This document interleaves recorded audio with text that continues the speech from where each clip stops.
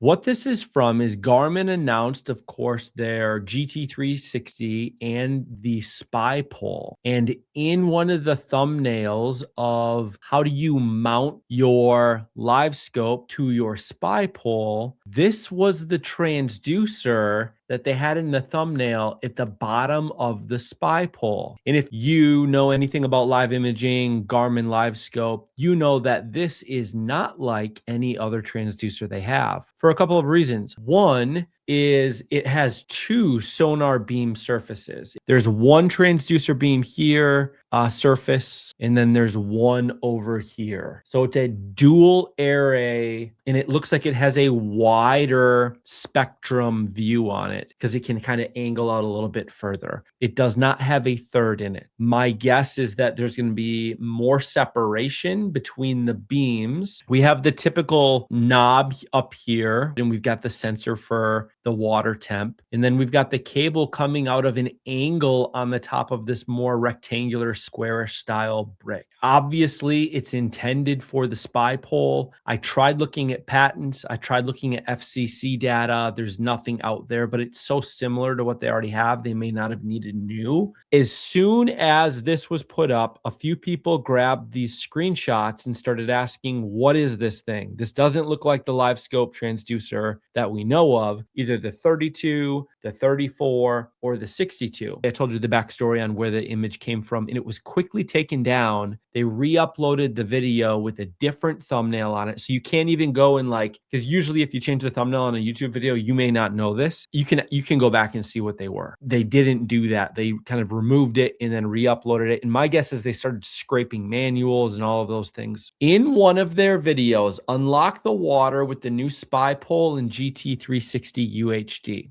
This is one of their teaser videos, right, around the Spy Pole and GT360 UHD. There's something about this video that I don't know if anybody else has looked at. In the description of the video, look at what it says. Take full command of your sonar with Spy Pole, the premium motorized control for the LiveScope 2 series, and the GT360 UHD transducer. You can mount the GT360 UHD to the Spy Pole to get clear, crisp 360 imagery and combine with LiveScope sonar to overlay your live sonar onto the detailed imagery for an all-new 3D view. Now, we know the existing 32, 34, and 62 LiveScope transducers will overlay as well, right? And they will overlay, I think, in the same way that they show in the video. So this is what the overlay will look like with the existing transducers in like a forward mode. But what we don't know is this one that is sideways that we're looking at here that is clearly made to work. This is the LiveScope mount for the bottom of the Spy Pole. That is exactly what this is. So they have obviously a side mounting point for it. So the question is, will we actually be able to get more of a wider live view overlay over the 360 image, which to me is a lot more interesting for that overlay. So that's a few things that we know. And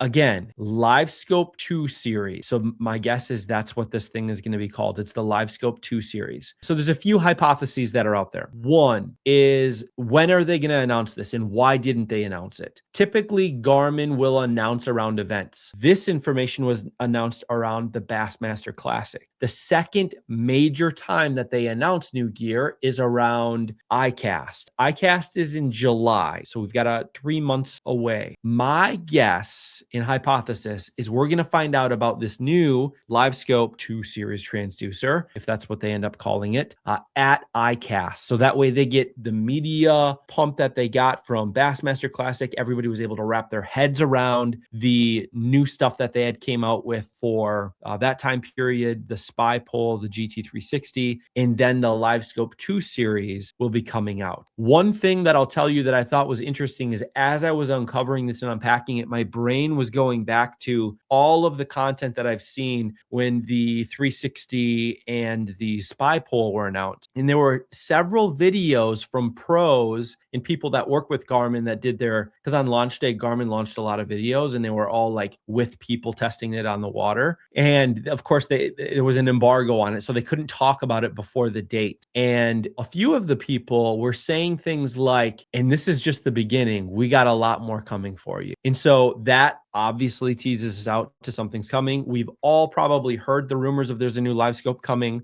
Now we know a little bit more. The other thing that I'll tell you about the LiveScope technology that you may or may not know, there's a black box, the GLS 10 black box that comes with either the LVS 32, 34, or the 62. All three of those transducers have 3 sonar surfaces on them, lenses, if you will, or arrays. Inside of them, they actually have 2 beams in each. So this one actually has 4 beams that can stitch together. 34, 32 have 6 that stitch together. And one of the primary reasons why you need that black box is to do the processing of all of the data coming in. Well, is there now, because they've eliminated one of those, is there now the ability to tie this into a screen without a black box? So are they now not just going after this market in this opportunity around kind of that perspective or that 180-degree angle? I have no clue what this thing's going to be. Are they going after that? Are they going after the lightweight person that doesn't want the black box, a more budget-friendly option?